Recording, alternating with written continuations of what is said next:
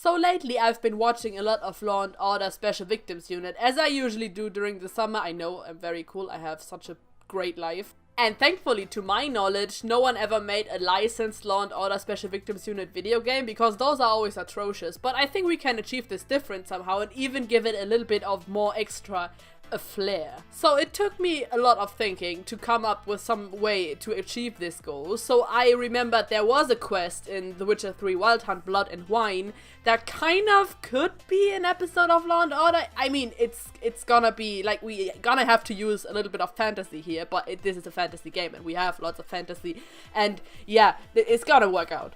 So the objective is, while strolling through Beauclair's charmingly romantic streets, Geralt learned of a circumstance thoroughly charmless and unromantic. And if that's not screaming sex crime, I don't know what is. So out of the door we are to investigate this matter, and join me on this episode of Law & Order Special Victims Unit Beauclair Edition. I don't know what it is.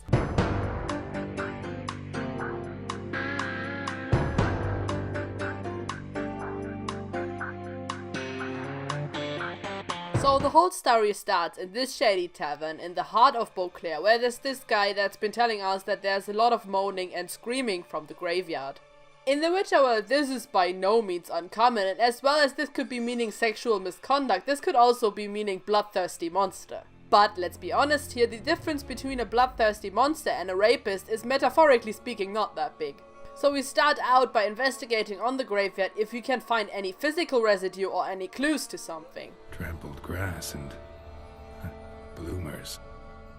Not the kind of moaning he meant, though. After boldly rejecting a solid piece of evidence for a sex crime, Geralt decides it would be the best idea to just wait around and see what comes our way.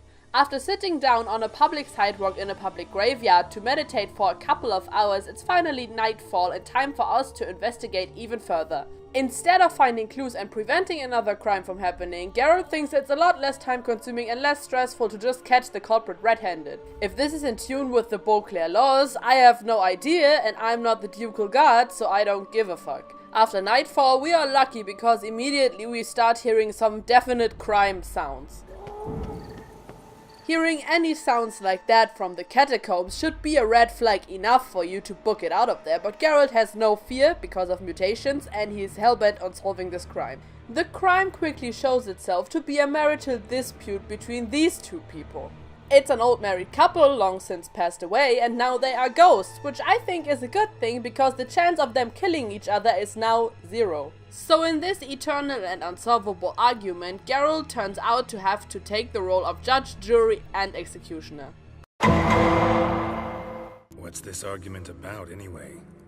Sod off! Not your concern.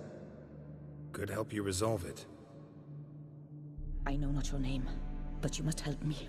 I refuse to spend eternity at the side of this heathen. Remove him from my crypt at once! Slow down. What's the problem? This is my crypt, and this saintly shrew harangues me even in death. An eternity of nagging for misery. Quite quickly, Geralt realizes that judge, jury, and executioner are all shit jobs, and he quickly regrets every decision that he's ever made that had led him up to this point. Quiet! Shut up, both of you! Look, if there's to be peace and quiet here, one of you's gotta go. Need to move one of you out. So 1 minute into this trial, Geralt decides to move the husband out of the crypt because the wife offers him some sweet Gwent cards as reward. Being relieved that justice has once again been served, Geralt walks out into the warm summer night of Toussaint, when all of a sudden... Oh wait, are you not that famous witcher Geralt of Rivia? I believe I have work for you. Somebody stole the testicles off a statue. No.